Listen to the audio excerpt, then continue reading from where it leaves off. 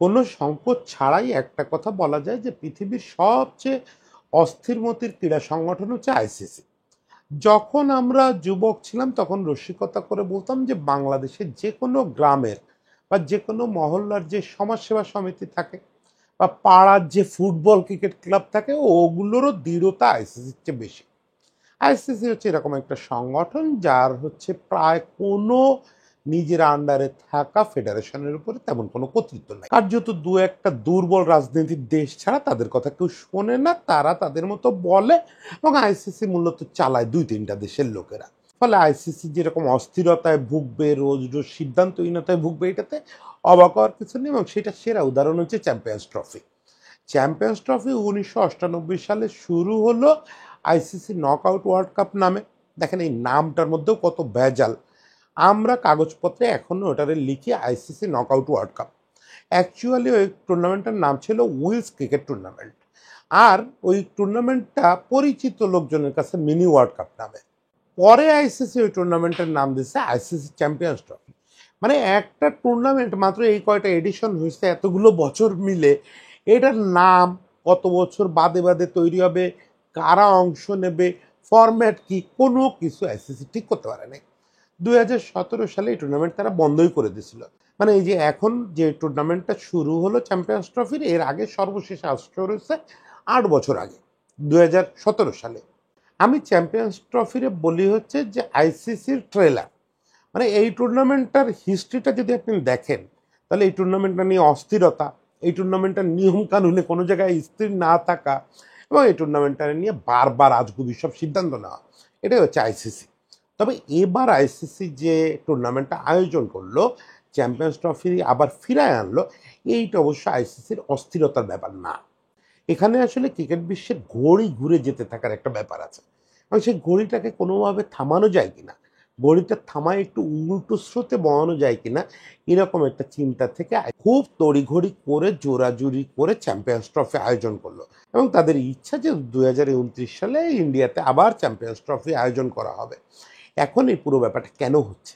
ওই যে বললাম, এটা অস্থিরতার ব্যাপার না, এটা আসলে ওয়ানডে টুর্নামেন্টকে বাঁচানোর একটা চেষ্টা, ওয়ানডে ক্রিকেটটাকে বাঁচানোর একটা চেষ্টা। ওয়ানডে ক্রিকেট টি-20 এবং টেস্টের মাঝখানে পড়ে কার্যত মরে যাচ্ছে। ওয়ানডে ক্রিকেট মরে গেলে আর কেউ অখুশি না। আইসিসির সমস্যা, আইসিসির রেভিনিউ জেনারেশন কার্যত শেষ হয়ে যাবে যদি ওয়ানডের গ্লোবাল ইভেন্ট বন্ধ হয়ে যায়। ফলে আইসিসি প্রাণপণে স্রোতের বিপক্ষে দায় এরকম দু হাত এরকম করে চেষ্টা করতেছে যে ওয়ানডেকে বাঁচায় রাখা যায় কিনা। এটা শেষ প্রদীপ হচ্ছে এই চ্যাম্পিয়ন্স ট্রফি। এভাবে যদি বিরাট ফেলিওর না হয় তাহলে হয়তো আইসিসি ওয়ানডেকে টিকাতে পারবে, সম্ভবত আইসিসির এই আশা পূরণ হবে না। ফলে বলা যায় যে আসলে ওই মরার আগে ওয়ানডে শেষবারের মতো জ্বলে ওঠা এই চ্যাম্পিয়ন্স ট্রফি। এটা কেন, কেন ওয়ানডে মরে যাচ্ছে, কেন এটাকে বাঁচানোর চেষ্টা করা হচ্ছে, এই দুটো জিনিস একটু আলোচনা করি।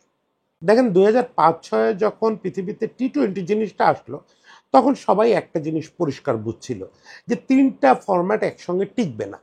পৃথিবীর আর কোনো খেলা পাবেন না যে খেলায় একাধিক ইন্টারন্যাশনাল ফরম্যাট একই সঙ্গে এক্সিস্ট করে। কিছু কিছু খেলা করে, সেগুলো নিয়ন্ত্রণকারী সংস্থা আলাদা আলাদা। যেমন দাবায় আপনি বলতে পারেন যে র্যাপিড দাবা, অমুক তমুক নানা রকম এক্সিস্ট করে। কিন্তু এরকম অনফিল্ড ইভেন্টে এটা খুব বৈচিত্র্যময় একটা ব্যাপার যে পৃথিবীতে দেখা গেলে একই সঙ্গে তিন ধরনের ইন্টারন্যাশনাল ফরম্যাট আছে এই ক্রিকেটে। এবং সেইটা শুরু হওয়ার সঙ্গে সঙ্গে মানে যখন টি-20 আসলো, তখনই মোটামুটি যারা জ্ঞানীগুণী লোক তারা বলছিলেন যে তিন ফরম্যাট টিকবে না, এর ভিতরে যে কোনো দুইটা ফরম্যাট টিকবে, একটা ফরম্যাটকে মরে যেতে হবে। এখন টি-20 তো পরিবারের সবচেয়ে ছোট সদস্য, সবচেয়ে রোমাঞ্চকর সদস্য, সবচেয়ে বেশি দর্শক টানতে পারা সদস্য, ফলে তার মরার তো কোনো আলোচনাই নাই। এবং টি-20 কালক্রমে আমরা দেখলাম যে টি-20 আসলে মূল জায়গাটা দখল করে ফেললো, স্টেজের মূল পারফর্মার হয়ে গেল টি-20। তখন শুরুর দিকে অনেকে অবশ্যই একটু মিসআন্ডারস্ট্যান্ড করছিলেন, অনেকে ভাবছিলেন যে মরবে আসলে টেস্ট, টিকে থাকবে ওয়ানডে আর টি-20। কিন্তু কালক্রমে দেখা গেল যে লোকজন, ক্রিকেট দর্শক সোজাসুজি দুই ভাগে ভাগ হয়ে গেছে, ক্রিকেট প্লেয়াররাও তাই। তারা যারা ক্লাসিক দর্শক তারা সবাই হুমড়ি খেয়ে পড়লেন টেস্টের উপরে, বরং টেস্টের একটা নবজাগরণ হলো টি-20 আসার পরে। এবং মূলত করোনা যুগের পরে যখন এই যে টেস্ট চ্যাম্পিয়নশিপটা শুরু হলো, তখন টেস্ট ক্রিকেটের একটা নবজাগরণ হলো, সেটা একটু বলবো। একই সঙ্গে টি-20 প্রবল প্রতাপ চলতে লাগলো, ফ্রাঞ্চাইজি লিগগুলোর আবির্ভাব হলো। দেখা গেল যে ফুটবলে যেরকম চ্যাম্পিয়ন্স লিগ বা অন্যান্য লিগগুলো আছে, ইউরোপিয়ান লিগ, ওরা যেরকম আকর্ষণ ছড়ায়, ক্রিকেটে আসলে ওই আকর্ষণটা ছড়াচ্ছে টি-20। ফলে বোঝা গেল যে মারা যাচ্ছে ওয়ানডে। এই জিনিসটা আমরা পরিষ্কার টের পেতে থাকলাম। ওই যে বললাম যে করোনার আগে এবং পরে ক্রিকেটের মানচিত্রে একটা বড় ধাক্কা লাগলো। করোনার পর থেকে আমরা পরিষ্কার দেখলাম যে টেস্টের মতো টিকে আছে, বরং আগের চেয়েও মহিমান্বিত হয়েছে। টি-20 প্রবল প্রতাপ আগাচ্ছে, ওয়ানডে স্কুইজ হয়ে যাচ্ছে। আপনি কিছু না, আমি স্ট্যাটিস্টিক্স ঘুটে বসি নাই, আপনি কিছু না, জাস্ট গত 2-3 বছরের ওয়ানডে পিকচারের দিকে তাকায় দেখেন, যেখানে 4-5 বছর আগে বছরের সিংহভাগ খেলা হতো ওয়ানডে, বাইল্যাটারাল সিরিজের কথা বলতেছি, মানে দ্বিপাক্ষিক সিরিজের কথা বলতেছি। প্রচুর ওয়ানডে ম্যাচ হতো, প্রচুর।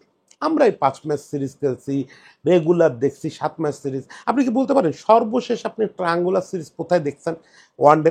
আমার মনে পড়ে না। সেই 2019 ওয়ার্ল্ড কাপের আগে সম্ভবত আমরাই একটা ট্রায়াঙ্গুলার সিরিজ খেলছিলাম আয়ারল্যান্ডে। এরপরে কি আর কোথাও ট্রায়াঙ্গুলার সিরিজ হয়েছে? অথচ আগে প্রতিটা test playing country, one day playing কান্ট্রিতে 2-1 মাস বাদে বাদেই ট্রায়াঙ্গুলার সিরিজ হতো। এটা একটা আলাদা রোমাঞ্চকর ব্যাপার ছিল। আর বাইল্যাটারাল সিরিজ তো ছিলই, 5 ম্যাচের সিরিজ, 7 ম্যাচের সিরিজ, মানে ক্রিকেট ফিক্সচারের বড় অংশটা দখল করে রাখতো ওয়ানডে। সেই জিনিসটা গত 3-4 বছরের দিকে ফিরে তাকায় দেখেন, ওয়ানডে আপনি খুব একটা খুঁজে পাবেন না। মানে ওয়ানডে নিয়ে কারো কোনো আগ্রহ আর নাই, দর্শকেরও নাই, ক্রিকেটারদেরও নাই। ক্রিকেটারদের নাই কেন? কেন ওটা পরে বলি। ক্রিকেটারদের নাই কিভাবে বুঝলাম সেটা বলি। সেটা হচ্ছে যে আমাদের যে আন্তর্জাতিক ক্রিকেটারদের সংস্থা আছে, তারা প্রতি বছর ক্রিকেটাররা কী ধরনের ক্রিকেট চান, তারপরে তাদের খুঁটিনাটি রুচিগত ব্যাপার, এগুলো নিয়ে নানা রকম জরিপ করে। তো তারা 2009 সালের জরিপ এবং 2023 সালের জরিপ পাশাপাশি দিয়ে একটা সিদ্ধান্ত দেওয়ার চেষ্টা করছেন। 2009 সাল মানে তখন কিন্তু টি-20 চলে আসছে, 3 ফরম্যাটের ক্রিকেট আছে। সে সময়ও মোর দ্যান 85% ক্রিকেটার মনে করতেন যে ওয়ানডে ক্রিকেটটাই বেস্ট ক্রিকেট। কিন্তু 2023 সালে এসে সেই ক্রিকেটারদের মধ্যে জরিপ করতে গিয়ে দেখা গেল যে মাত্র 40-49% ক্রিকেটার মনে করেন যে ওয়ানডে ক্রিকেটার দরকার আছে। বাকিরা মনে করেন টেস্ট আর টি-20 থাকাই যথেষ্ট। এবং এর মধ্যে আমরা ক্রিকেটারদের এই ভাবনার প্রতিফলন দেখলাম। উসমান খাজা, বেন স্টোকস থেকে শুরু করে অনেক অনেক ক্রিকেটার ওয়ানডে থেকে সরে গেলেন, তারা টেস্ট খেলতেছেন, টি-20 খেলতেছেন। এখন এই জায়গায় দুটো জিনিস ঘটলো তাদের মধ্যে, ক্রিকেটারদের মধ্যে, দর্শকেরটা পরে বলতেছি। ক্রিকেটারদের মধ্যে দুটো জিনিস ঘটলো। তারা দেখলেন যে টি-20টা খেলতে হবে টাকার জন্য, মানে টাকা তো আয় করতে হবে। টাকা আয় করতে গেলে এবং মজাও পাইতে হবে। বেশিরভাগ খেলোয়াড় টি-20 খেলে খুব মজাও পায়, দমদাম গিয়ে পিটাবে, আবার বোলাররাও চেষ্টা করবে ওই সময় রান আটকায় রাখার। এটা একটা দারুণ ফাইট, সে ফাইটটা ক্রিকেটাররা এনজয় করে। একই সঙ্গে মূল ব্যাপার হচ্ছে টাকা। শর্টার ফরম্যাটে যেহেতু খুব কম পরিশ্রম করে অনেক টাকা পাওয়া যায়, এবং বিভিন্ন রকম ফ্রাঞ্চাইজি লিগ আছে যারা ভবঘুরে খেলোয়াড়, অনেক খেলোয়াড় তো দেখা গেল ওয়েস্ট ইন্ডিজ, নিউজিল্যান্ডের অনেক খেলোয়াড় সব ইন্টারন্যাশনাল ছেড়ে দিল, ছেড়ে দিয়ে সারা বছর ফ্রাঞ্চাইজি লিগ খেলে বেড়াচ্ছে, তাদের কথা আলাদা। যাযাবর ক্রিকেটারদের কথা আমরা না বলি, যারা ইন্টারন্যাশনাল খেলতেছে তারাও সিদ্ধান্ত নিল যে শর্টার ফরম্যাট খেলবো, ওখান থেকে টাকা কামাবো আর উপভোগ করবো টেস্টে। এর মধ্যে একটা জোয়ার চলে আসলো, যেটা শুরুর দিকে বলতেছিলাম যে টেস্টে যখন চ্যাম্পিয়নশিপ ঘোষণা করা হলো, ওয়ার্ল্ড টেস্ট চ্যাম্পিয়নশিপ, তখন দেখা গেল যেটা আমরা ভাবতেছিলাম যে টেস্ট মরে যাবে, টেস্টে বরং মাঠে দর্শক বেশি আসা শুরু করলো। এমনকি বাংলাদেশ, পাকিস্তান, ইন্ডিয়া যেসব জায়গায় টেস্টে দর্শক অনেক কমে যাচ্ছিল, অস্ট্রেলিয়া, ইংল্যান্ড, নিউজিল্যান্ডে কোনো কালে দর্শকের প্রবল চাপও ছিল না, কোনো কালে খুব কমেও যায় না। ফলে ওদের দর্শক দিয়ে আমরা সিদ্ধান্তে পৌঁছাইতে পারতেছিলাম না, কারণ মূলত তো নির্ভর করে সাবকন্টিনেন্টের দর্শক কেমন। আমরা দেখলাম যে সাবকন্টিনেন্টেও টেস্টের দর্শক বাড়া শুরু করছে, সেটা যেন তেন বাড়া না, রীতিমতো মাঠ ভরে যাচ্ছে। তার সঙ্গে টেস্ট ক্রিকেটের জন্য খুব আশীর্বাদ হয়ে আসলো যে স্টিভ ওয়ারা 2002-03-এর দিকে যে কাজটা শুরু করছিলেন, এই সময়ে এসে অনেকগুলো টেস্ট খেলুড়ের দল সেই স্টাইলে খেলা শুরু করলো। সেটা হচ্ছে রেজাল্ট ওরিয়েন্টেড ক্রিকেট। এক একজন এক এক নামে ডাকে, কেউ বাসবল বলে, কেউ অমুক বলে, তমুক বলে, এর নামে কিছু যায় আসে না। সোজা কথা রেজাল্ট ওরিয়েন্টেড ক্রিকেট, রেজাল্ট আনতে হবে, সেটার জন্য যা করণীয় তাই করতে হবে। দরকার হলে উইকেটে পড়ে থাকতে হবে, দরকার হলে দিনে 6 করে রান তুলতে হবে ওভার প্রতি, এবং তাই করা শুরু করলো দলগুলো। আমরা বাংলাদেশ পর্যন্ত পাকিস্তানে গিয়ে পাকিস্তানকে হোয়াইট ওয়াশ করে আসলাম এই সূত্র অ্যাপ্লাই করে। ফলে এইখানে টেস্টের রেজাল্ট আসা শুরু করলো। আপনি দেখবেন গত 2-3 বছরে, আমি পার্সেন্টেজ জানি না, কিন্তু আমার ধারণা এটা 50-র উপরে হবে, 50%-এর উপরে ম্যাচের রেজাল্ট আসছে। যেখানে কয়েক বছর আগে কথা হচ্ছিল যে টেস্টের মূল ক্রাইসিস হচ্ছে রেজাল্ট আসতেছে না, মানে ড্র হয়ে যাচ্ছে, বারবার ড্র হয়ে যাচ্ছে। এখন আপনি রেজাল্ট ওরিয়েন্টেড খেলা খেলতে গেলে মাঝে মাঝে হেরেও যাবেন, এই ঝুঁকি টিমগুলো নিচ্ছে। ফলে টেস্টের মাঠে প্রচুর লোক আসতেছে, এবং ক্রিকেটাররা খুব এনজয় করতেছে এটা, যে ভাই সবাই তো রেজাল্টের জন্য খেলতেছি। আর ওখানে তো নানা রকম মজা আছে। টেস্টে যদি আপনি একবার মজা পেয়ে যান, ওটা ক্লাসিক্যাল মিউজিকের মতো, একবার ওর ভিতরে ঢুকে গেলে আপনারা আর কেউ বের করতে পারবে না। মানে এই যে সেশনে সেশনে একটা লড়াই হবে, একজন নির্দিষ্ট বোলারের সঙ্গে একজন নির্দিষ্ট ব্যাটসম্যানের ফাইট লেগে যাবে, হাতে মারামারি না, ফাইট লেগে যাবে ওই খেলার মধ্যে। সে দেখা যাবে যে কোনো একটা নির্দিষ্ট শটে টার্গেট করছে, তোর এই শটটা করতে দিব না, আর ও সারাদিন ধরে চেষ্টা চালাচ্ছে যে অন্য যত স্কোরিং শট আছে করব, তোর বলে আমি এই শটও করব। এই যে মজাগুলো টেস্টে হয়, এটা যখন আপনি ফিল করতে পারবেন একবার, যে লড়াইটা এই লেভেলে চলতেছে, বা সেশনে সেশনে খেলা কেমন বদলাচ্ছে, ওভারে ওভারে কি কি মজা হচ্ছে। একটা বোলার আগের ওভারটাই খুব ইকোনমিক্যাল করে গেল, পরের ওভারে সে সিদ্ধান্ত বদলায় ফেললো যে না একদম মার খাবো, যতটা সম্ভব ফুল আর ডেলিভারি করবো, যতটা সম্ভব ঝুলাই দেবো, আমার উইকেট লাগবে এই ওভারে। সে উইকেট কিনে নিচ্ছে। এই যে কেনা বেচা নানা রকম ব্যাপার স্যাপার, টেস্টের মজাটা পাবলিক পাচ্ছে, দর্শক পাচ্ছে, ক্রিকেটাররা পাচ্ছে, সব মিলে টেস্ট জমে গেছে। টি-20 কেন কেন জমছে সেটা না বলি, টি-20 আপনারা দেখে অভ্যস্ত, সবাই জানেন যে টি-20তে কি কি হচ্ছে। মানুষ শুয়ে ব্যাট করতেছে, বসে ব্যাট করতেছে। এই সূর্যকুমার যাদব, বাংলাদেশের শামীম, কতজন কতভাবে কত কি করতেছে, মানে ওইটা তো আসলেই বিনোদনের কারখানা। আমি প্রায়শ বিভিন্ন জায়গায় কথা বলতে গেলে বলি, এটা হচ্ছে একটা এক্সটেন্ডেড ভার্সন অফ এন্টারটেনমেন্ট। এই জিনিসটা আপনি রিয়েলি ফিল করবেন হচ্ছে টি-20 দেখতে গেলে, মানে সব কিছু এন্টারটেনমেন্ট। ইন্ডিয়াতে তো রীতিমতো নাচা গানাও হয় ক্রিকেট মাঠের পাশে, ওইদিকে ম্যাচ চলতেছে, এদিকে মেয়েরা নাচতেছে, হইচই হচ্ছে। তো যাই হোক, ওটা একটা ভরপুর এন্টারটেনমেন্ট। তো সেই এন্টারটেনমেন্ট আর টেস্ট, এই দুটাতে মানুষ আটকে গেল। ফলে কেউ আর ওয়ানডের দিকে ফিরে তাকাতে চাচ্ছে না, না দর্শকরা, না ক্রিকেটাররা। এখন পরিস্থিতি এরকম থাকলে, এমনকি এমসিসি মানে আইসিসি যারা নীতি নির্ধারণ করে যে সংস্থাটা, ইংল্যান্ডের একটা সংস্থা এমসিসি, এমসিসিও বলতেছে ওয়ানডে কমায় দাও, শুধু ওয়ানডে বিশ্বকাপটা রাখো, এবং ওয়ানডে বিশ্বকাপের আগের বছরটায় দলগুলোকে পারমিশন দাও দুটো তিনটে বাইলেটারাল সিরিজ খেলার জন্য। এছাড়া বাইলেটারাল সিরিজ একদম অফ করে দাও, আইসিসি থেকে এফটিপিতে ওটা অফ করে দাও। তা নাহলে খেলোয়াড়দের উপরে খুব চাপ হয়ে যাচ্ছে। হ্যাঁ, চাপের বিষয়টাও মাথায় রাখতে হবে। খেলোয়াড়রা একটা ফর্ম্যাট থেকে নিজেদের উইথড্র করবে না কেন? কত আর খেলে পারে? ৩৬৫ দিনের মধ্যে দেখা যায় যে ২৩০ দিন মাঠে থাকা লাগতেছে ৩ ফর্ম্যাটই খেলতে গেলে। অত লোড নেওয়া যায় নাকি? ফলে ওই চাপ কমানোর জন্য এমসিসিও বলতেছে যে ওয়ানডে বন্ধ করে দাও, ওই বিশ্বকাপ রাখো, বিশ্বকাপের আগের বছরটাই শুধু কয়টা বাইলেটারাল সিরিজ হবে, এছাড়া আর ওয়ানডে হবে না। কিন্তু আইসিসির পেইনটা অন্য জায়গায়। আইসিসির দুশ্চিন্তাটা হচ্ছে যে মূল রেভিনিউ জেনারেটিং ইভেন্ট তো ওয়ানডে ইভেন্টগুলো। কারণ কি দেখেন, বিজ্ঞাপনের হিসাব যদি করেন যে আপনি কোন জায়গায় প্রচারস্বত্ব বেচে সবচেয়ে বেশি লাভ করতে পারবেন, ওয়ার্ল্ড টেস্ট চ্যাম্পিয়নশিপ থেকে আইসিসি যে বড় রেভিনিউ কামায় না, এটা তো আমি আপনিও বুঝতে পারি। কারণ যতই বলে যে টেস্ট প্রাণ ফিরে পাইছে অমুক তমুক, সেইটা এমন রেভিনিউ জেনারেট করতে পারে না যাতে আইসিসি ওইটা দিয়ে নিজের ফান্ড বড় করতে পারে। বা অন্যান্য দেশেও তো সাহায্য দেওয়া লাগে, সব দেশকে টাকা পয়সা দেওয়া লাগে। এখন আইসিসি তো মূলত এখন একটা ব্যবসায়িক প্রতিষ্ঠান হয়ে গেছে। শুরুতে বলছি যে এই পাড়ার মহল্লার সংগঠনের চেয়ে খারাপ, এখন বলি যে এটা তো একটা বিজনেস হাউস। তো সে ব্যবসার বিচারে টেস্ট চলে না। যতই টেস্ট আবার নবজাগরণ হোক অমুক তমুক, এটা সেন্সেশনাল কোনো জিনিস না, এটা তো বলছে ক্লাসিক মিউজিক।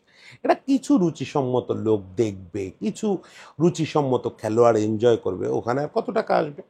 এবার আসেন টি-20-তে। টি-20-তে প্রচুর বিজ্ঞাপন আছে, প্রচার সত্ত্বেও ভালো দামে বিক্রি হয়, এখানে বিজ্ঞাপন রেটও অনেক ভালো পাওয়া যায়। কিন্তু মাথায় রাখতে হবে খেলাটা 20 ওভারের।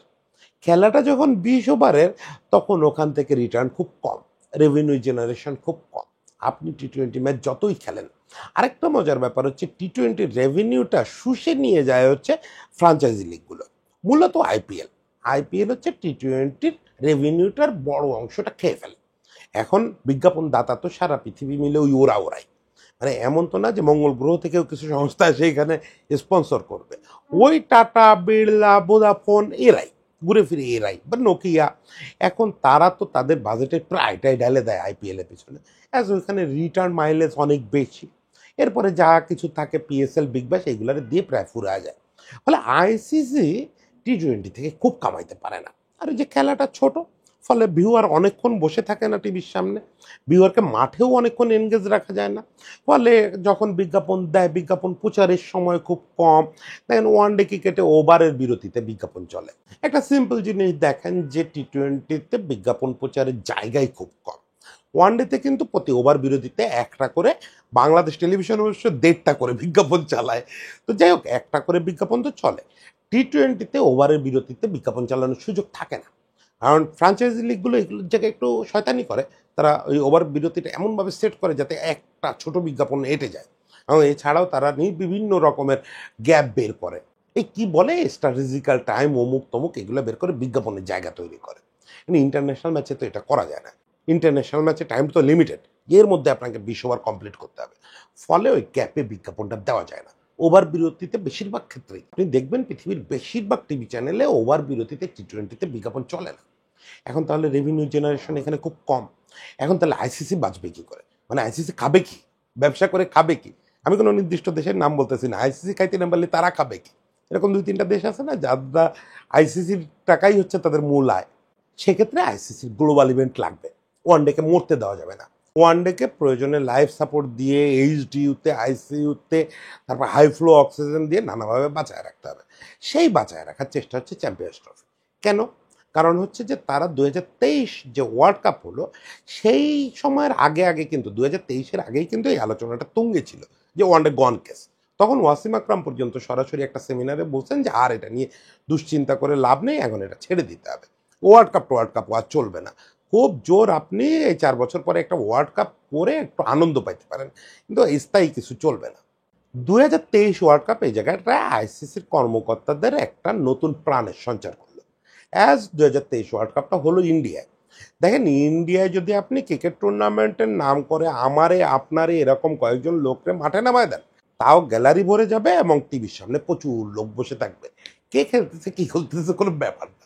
ইন্ডিয়া, বাংলাদেশ, পাকিস্তান এমন যে ক্রিকেটের নামে আপনি যা করবেন তাই চলবে। ফলে আইসিসি দেখলো যে এটা তো একটা মজা, সারা পৃথিবীতে দর্শক মরে যাচ্ছে, ঠিক আছে, ওয়ানডে দর্শক ইন্ডিয়ায় তো আছে। ভাই 100 কোটির লোক হচ্ছে ইন্ডিয়াতে, পাকিস্তানেও এরকম বিরাট সংখ্যা, বাংলাদেশেও 20 কোটির মতো, সব মিলাইলে তো একটা বিরাট সংখ্যা। এর যদি 10% লোকও ওয়ানডে টুর্নামেন্টগুলো দেখে, তাহলেই তো লাভ, লাভই লাভ। কত টাকায় বেচা যায় এই টুর্নামেন্ট। এবং সেইটা হলো 2023 ওয়ার্ল্ড কাপে। ওরা সিদ্ধান্ত নিল যে যাই হোক, সাবকন্টিনেন্টে আমাদের ওই 4 বছর বাদে বাদে ওয়ার্ল্ড কাপ করি, ওইটাতেও হবে না, আবার চ্যাম্পিয়ন্স ট্রফির ফিরে আনতে হবে। সেই 2017, আজকের কথা না কিন্তু, 2017 সালে আইসিসি অফিসিয়ালি বলে দিলে চ্যাম্পিয়ন্স ট্রফি আর হবে না। এখন তারা দেখলো যে যদি 2 বছর বাদে বাদে ওয়ার্ল্ড কাপ করে মানুষ মন্দ বলবে, 2 বছর বাদে বাদে তো আর ওয়ানডে ওয়ার্ল্ড কাপ করা যায় না। তাহলে কি করতে হবে? সেই মরা চ্যাম্পিয়ন্স ট্রফিরে কবর থেকে তুলে আনতে হবে। তাই আনা হলো। 8 বছর পরে সেই টুর্নামেন্টকে ফিরে এনে বলা হলো পাকিস্তানে হবে। অ্যাজ পরপর দুটো টুর্নামেন্ট ইন্ডিয়ায় দেওয়া যায় না। আর যেহেতু ভারত, পাকিস্তান, বাংলাদেশ মিলেই তো আসলে মূল সাবস্ক্রাইবাররা, মূল কনজুমাররা, তাহলে পাকিস্তানে হলো এটা। পরের আসর আবার ইন্ডিয়ায় ঠিক করে ফেলছে। এখন আপনি দেখবেন যে আগামী যতদিন পর্যন্ত এভাবে অক্সিজেন দিয়ে বাঁচায় রাখা হবে ওয়ানডে টুর্নামেন্টকে, এটা মোটামুটি ঘুরে ফিরে সাবকন্টিনেন্টে রাখার চেষ্টা করবে। নেক্সট কোনো একটা বাংলাদেশকে দিবে, তারপরে কোনো একটা আবার পাকিস্তানে দিবে, ইন্ডিয়া দিবে, এবার দুবাই সর্বোচ্চ, এর বাইরে বেরোতে চাইবে না, কারণ এর বাইরে তো দর্শক নাই। তারপরও বাইরে হলে এই দর্শকরাই তখন এই টিভিতে দেখবে। ওইখানে তারা যেটা করবে, ফিফার কাছ থেকে একটা জিনিস শিখতেছে তারা, এই জিনিসটা অলরেডি আলোচনায় আছে তাদের কাছে, যে যদি সাবকন্টিনেন্টের বাইরে আমরা ওয়ানডে টুর্নামেন্ট করি, ওয়ানডে গ্লোবাল ইভেন্ট করি, সেক্ষেত্রে টাইমিংয়ে একটা বেজাল বাদায় ফেলবো। বেজালটা কীরকম? আপনি দেখবেন এই যে কাতার ওয়ার্ল্ড কাপ যখন ফিফা করলো, ওরা টাইমিংটা এমন করে করলো, আপনি একটু অবাক হয়েছেন না যে কাতার ওয়ার্ল্ড কাপের টাইমিং এর আগে যত ওয়ার্ল্ড কাপ দেখছেন তার সঙ্গে ঠিক মিলতেছে না। মাঝ দুপুরে খেলা হচ্ছে, মানে যেখানে আপনি সবসময় সন্ধ্যাবেলা ফ্লাড লাইটের নিচে মেসিদের দৌড়াইতে দেখেন, সেখানে কাতার ওয়ার্ল্ড কাপে আপনি দেখছেন যে রোদ এসে পড়তেছে, এক পাশে ছায়া এক পাশে রোদ, মানে গ্যালারির ছায়া পড়ছে, ঠিক টিভির পর্দায় বোঝা যাচ্ছে না যে কোন পাশে খেলোয়াড় কোন পাশে রেফারি। এটা কেন হয়েছে? হচ্ছে যাতে ইউরোপের দর্শকরা তাদের রাতে খেলাটা দেখতে পায়। মানে ওদের সন্ধ্যার পরে খেলা দেখতে হবে, ওরা তো অফিস বাদ দিয়ে খেলা দেখতে পারবে না এতগুলো ম্যাচ। ওই একই কাজটা করতে চায় আইসিসি, যে ঠিক আছে ওয়ানডে টুর্নামেন্ট আমরা ইংল্যান্ডে করব বা সাউথ আফ্রিকায় করব, করবো হচ্ছে ইন্ডিয়ান এবং পাকিস্তানি বা বাংলাদেশি দর্শক যাতে সন্ধ্যাবেলায় খেলা দেখতে পারে এরকম টাইমিংয়ে এই জিনিসটা দেখবেন যে খুব দ্রুত এক্সিকিউট হচ্ছে। ওয়ানডে টুর্নামেন্ট পৃথিবীর যেখানে হোক সেটা হবে হচ্ছে আমাদের সাবকন্টিনেন্টের, আমরা যাতে বিকেলবেলায় বসে রাতে খেলা দেখে ঘুমাইতে যাইতে পারি এরকম একটা সময়। মানে ওয়ানডে নিয়ে এখন যাবতীয় চিন্তাই আমাদের সাবকন্টিনেন্ট কেন্দ্রিক, এবং এটা হচ্ছে ওই যেটা আমি থামবে বলছি, এটা হচ্ছে ওয়ানডেকে বাঁচানোর একটা শেষ চেষ্টা। সেই শেষ চেষ্টাটা আমরা দেখতেছি, তবে আমি ঘোরতর সন্দিহান যে এত চেষ্টার পরেও ওই জিনিস বাঁচবে কিনা। আর ওয়ানডে বিকেম এ বোরিং গেম, বিশেষত দুই প্রান্তে দুইটা নতুন বল দেওয়ার পরে এখানে আর কিচ্ছু নাই। না টি-20-র মতো মারকাটারি খেলা হয়, আর না বোলার ভার্সেস ব্যাটসম্যান কোনো লড়াই হয়। আগে যেটা হতো 15 ওভার পর্যন্ত ব্যাটসম্যানরা দাপট দেখাতো, তারপরে মিডল ওভারগুলোতে স্পিনাররা করতো, পাকিস্তানি পেসাররা একটু রিভার্স করাতো। এখন তো 30 ওভার রয়ে গেলেও বলের বয়স হয় তখন 14-15 ওভার। তো 14-15 ওভার বল দিয়ে স্পিনাররা বা রিভার্স সুইং যারা করাইতে পারে তারা কি করবে? ফলে আজকাল মুস্তাফিজের মতো পেসারও কিছু করতে পারে না। ওয়ানডেতে এই যে মুস্তাফিজ কেন পারে না, এই জিনিসটা নিয়ে আমরা অনেক কথা বলি, দুই পাশে দুই নতুন বলের কথা আমরা খেয়াল করি না।